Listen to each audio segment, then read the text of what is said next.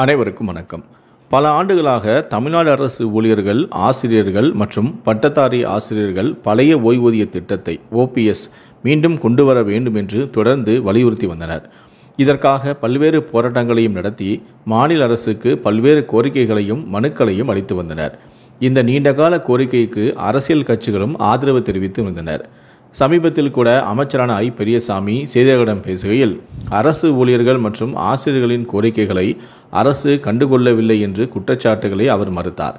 முதலமைச்சரான MK-ஸ்டாலின் ஏற்கனவே பல தேர்தல் வாக்குறுதிகளை நிறைவேற்றியதாகவும் பழைய ஓய்வூதிய திட்டம் குறித்து விரைவிலேயே அறிவிப்பு வெளியிடுவார் என்றும் அவர் நம்பிக்கையும் தெரிவித்தும் இருந்தார். சமீபத்தில் வெளியான அக்டோபர் 1 முதல் அரசு ஊழியர்கள் மற்றும் ஆசிரியர்கள் 15 நாட்கள் வரை ஈட்டிய விடுப்பை பணமாக மாற்றும் வசதி செய்து தரப்படும் என்ற அறிவிப்பு சற்று ஆறுதலை அளித்துள்ளது.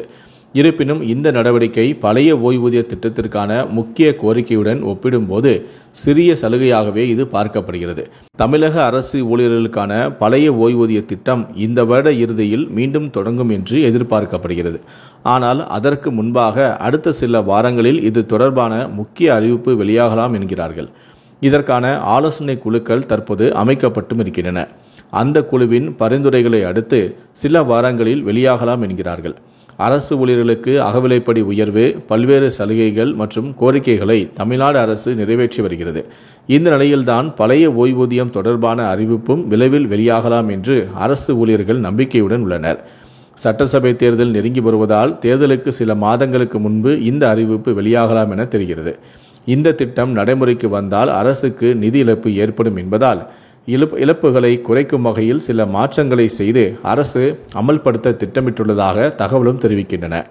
திமுக அரசுக்கு அரசு ஊழியர்கள் மற்றும் ஆசிரியர்களின் ஆதரவு எப்போதும் அதிகமாகவே இருக்கும். ஆனால் தற்போதைய ஆட்சியில் முக்கிய கோரிக்கைகள் நிறைவேற்றப்படவில்லை என்ற அதிருப்தி நிலவுகிறது. இதனால் லோக்சபா தேர்தல் மற்றும் இடைத்தேர்தல்களில் அரசு ஊழியர்கள் மற்றும் ஆசிரியர்கள் திமுகவுக்கு எதிராக வாக்களித்ததாகவும் கூறப்படுகிறது. தபால் வாக்குகள் அதிமுக, பாஜகவுக்கு சென்றதே இதற்கு சான்று. எனவே அரசு ஊழியர்களின் மனதை குளிரச் செய்யும் விதமாக பழைய ஓய்வூதிய திட்டம் சட்டசபை தேர்தலுக்கு முன்பு கொண்டுவர முதலமைச்சரான MK-ஸ்டாலின் திட்டமிட்டுள்ளதாக தெரிகிறது.